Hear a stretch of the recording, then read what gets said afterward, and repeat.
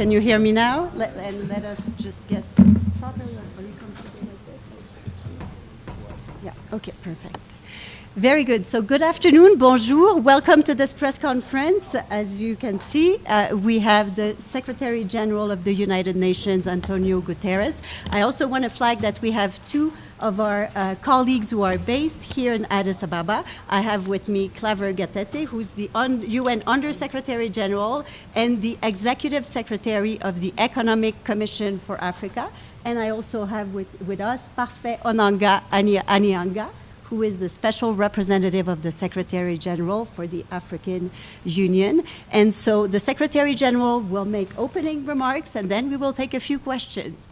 SG, you have the floor, and let's make sure your microphone works.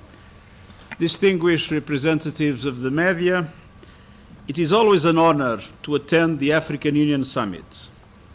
Africa is navigating some of the world's hardest challenges and doing so with determination, creativity, and resilience. Not miracles, but steadily, practical work to solve real problems in an international environment that is more polarized, more unpredictable, and more volatile than at any time since the end of the Cold War. From regional integration efforts to investments in clean power and infrastructure, progress is happening, sometimes unevenly, sometimes slowly, but it is happening. Distinguished representatives of the media, I carry with me my deepest gratitude to the governments and people of Africa for their global leadership in the struggle for justice and equality, and my deepest conviction in the enduring power and promise of Africa. And that conviction is reflected in concrete action. The United Nations African Union partnership is stronger than ever. Over the last decades, we have turned shared principles into joint frameworks on peace and security, sustainable development, and human rights. And that work continues. I spoke to the summit on three priorities. First, peace and security.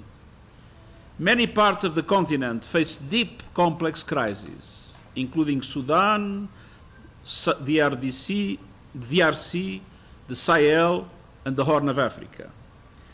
These conflicts have multiple actors, multiple interests, and multiple layers. African institutions and leadership are engaging to silence the guns.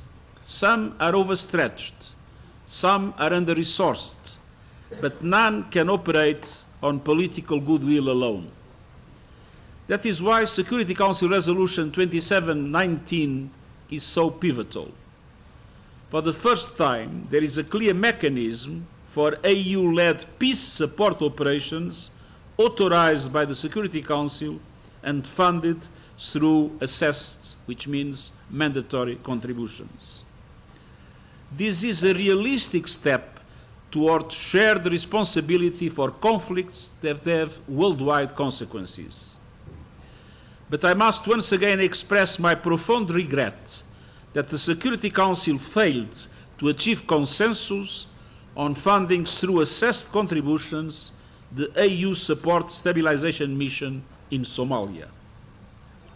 At the same time, the UN is reviewing its peace operations to ensure mandates are achievable, transitions are orderly, and missions don't become open-ended by default. And yes, the Security Council must reflect today's world. Many African countries were under colonial rule when the Council was created. Now is the time to strengthen the Security Council for the 21st century. And that means, at long last, 2 permanent African seats in the Security Council. And Africa must be part of global decisions, not just of global consequences. Second, financial justice. Africa is home to some of the world's fastest growing economies and some of the most fiscally constrained. debt burdens, high borrowing costs, and limited access to long-term finance are blocking progress in education, health systems, and job creation. The international financial architecture was built for a world that no longer exists, and it is failing for many developing economies today. It was created by rich countries to take essentially into account the interests of rich countries. And it is simply unconscionable that having endured the deep scars and lasting consequences of colonialism, Africa must still contend with an economic and financial system that remains totally unjust.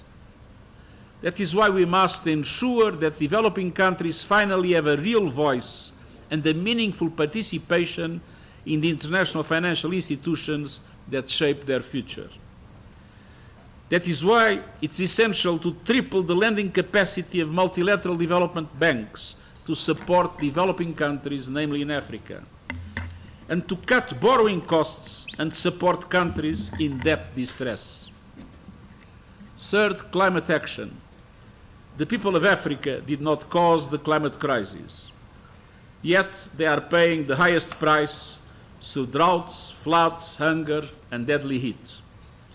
And they are left with far too little support to adapt and make the transition to clean energy.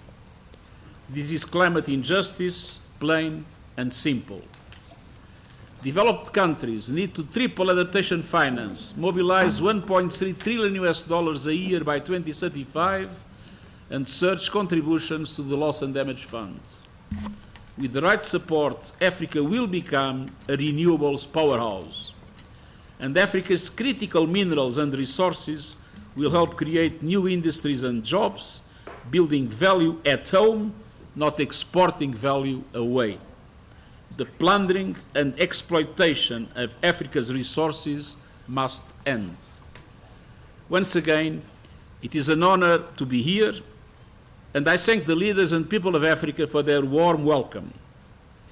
The United Nations stands with Africa for peace, sustainable development, and climate justice. And allow me to make here, to the distinguished members of the press, the same comment that I made to the plenary. Some people say that this presence is, for me, a farewell. It's not true. First of all, I can guarantee that until the 31st of December, the United Nations will continue to consider Africa its first priority in all its activities. And second, that our partnership with the African Union is the most relevant strategic partnership and will remain so of the UN. And even after the 31st of October, wherever I will be and whatever I will be doing, I can guarantee that in the center of my concerns and my active solidarity, there will always be Africa. Like we say in my language, Africa sempre.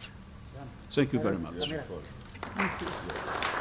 Representative of an Ethiopian media, Ethiopian Herald, please, you have the floor. Go ahead with your question. Thank you.